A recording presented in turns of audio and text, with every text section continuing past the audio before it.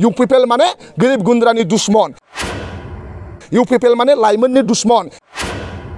UPPL माने थगायग्रा UPPL माने जाख्लग्रा ओंखायनो नोंथांमोनहा ससियेल मिडियायाव बेन्जामिन बसुमतारियानो सासे जारिमिन क'क्राझार लोकसभा समस्तियाव मानाव गेदेर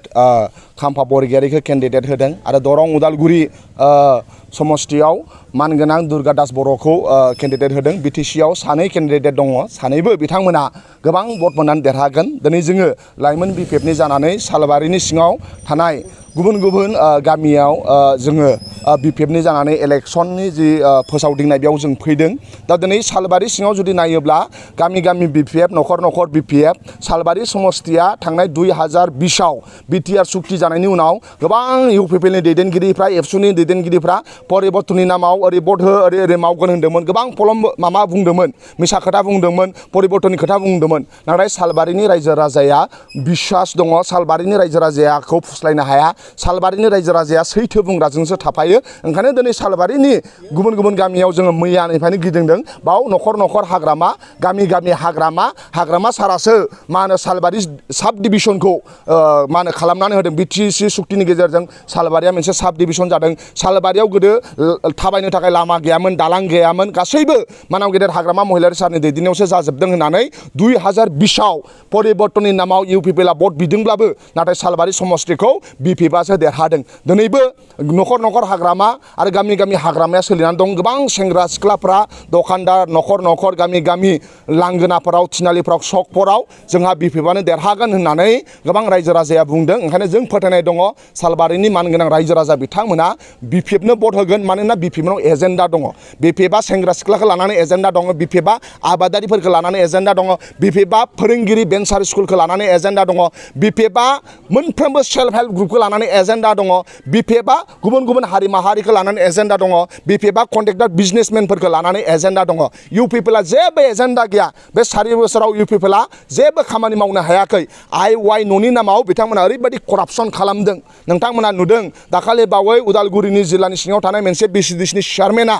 जों जाय BPFआ आवगायहाय मा होनो न'नि थाखाय जोङो सेन्सार मामा खालामदोंमोन नाम हरदोंमोन न'नि थाखाय सार्भेयाव नाम हरदोंमोन BPFनि सार्भे खालाम BPFनि लिस्ट हरनाय मथे IY न' फैबाय बे IY न'खौ BPFफ्रा बिमा बुरिनो न' मोननांगौ न' गैजायैनो गोरिब गुन्द्राया न' लुनानै लानो हायाखै एसे अनसुंथाइ मोनथों होननानै जोङो गोरिब गुन्द्रानो न' हरदोंमोन नाथाय बे न'खौ UPPL सरकार समाव फैबाय UPPLनि Vcdcनि चेयारमेना ओरैबायदि जादों जों उन्दुनाय बिसनायाव जोंहा टसअप थायो लेप थायो नाथाय UPPLनि Vcdcनि चेयारमेन उन्दुनायाव टसअप थाया फैसानि बान्डल 500 थाखानि बान्डलसो थायो जों उन्दुयोबा गान्दुखौ खरसा लायो बिथांमोना 500 थाखा बान्डलखौसो मा होनो खरसा लायो ओंखायनो मोनसे Vcdcनि चेयारमेनानो इसां जुदि करापसन खालामनो हायोब्ला आरो आं सानो बे हरिसिङानि जाय बेन्जामिन बसुमतारि Vcdcनि चेयारमेन बे सासे स्टुडेन्टसो सासे स्टुडेन्टआनो जुदि इसां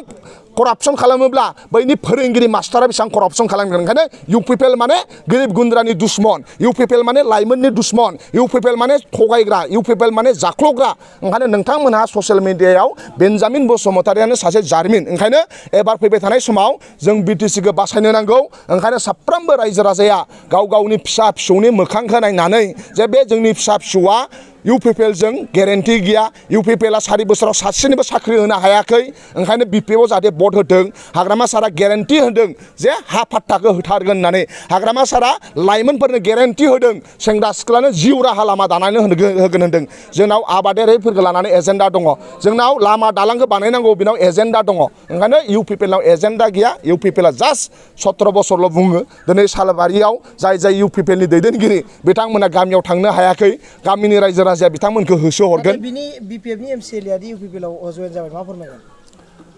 बिथांमोनहा सोर फैयो सोर थाङो बिथाङा बुंलांदों जे बिथाङा थांनाय बाराव गोबां दाहार दं होननानै आरो बे दाहारखौ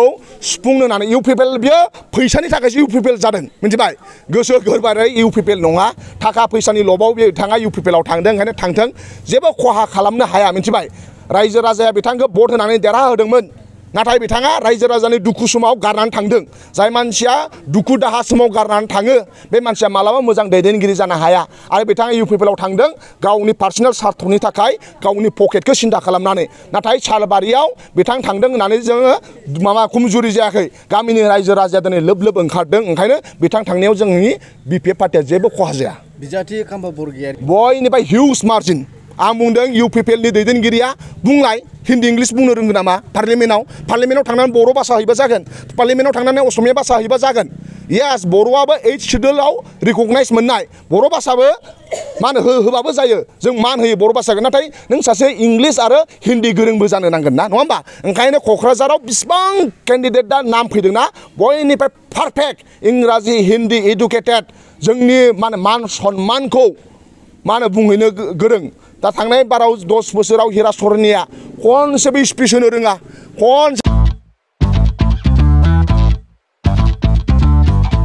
गोजोनथाव खौरां नोंथाङा नोंथांनि गला एबा अफिस फसंथानफोरखौ जोंख्लाब माख्लाब साजायनो गोसो गैया नामा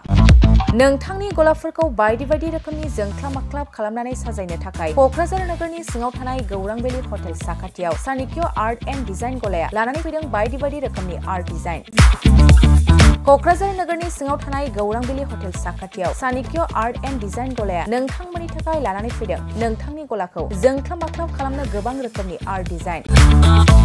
बेफोर आर्ट डिजाइनफोरनि गेजेराव दं 3D signboard 2D signboard acrylic trophy SAP panel name प्लेटार्स रेट्र रिफ्लेक्टिभ साइनबोर्ड नियन साइनबोर्डफोरनि आर्ट डिजाइनफोरखौ नोंथाङा सानिक्य आर्ट एन्ड डिजाइन गलानिफ्राय मोनफुंनो हागोन बेनि अनगायैबो इनग्रेविं सार्भिस आर्क्राइलिक लेटार काटिं एमडीएफ जाली काटिं लोगो ग्राफिक्स डिजाइन आरो कास्टमाइज गिफ्ट आइटेम्सफोरखौ नोंथांमोननि गलानि थाखाय सानिक्य आर्ट एन्ड डिजाइन गलाया लानानै फैदों आर्ट डिजाइन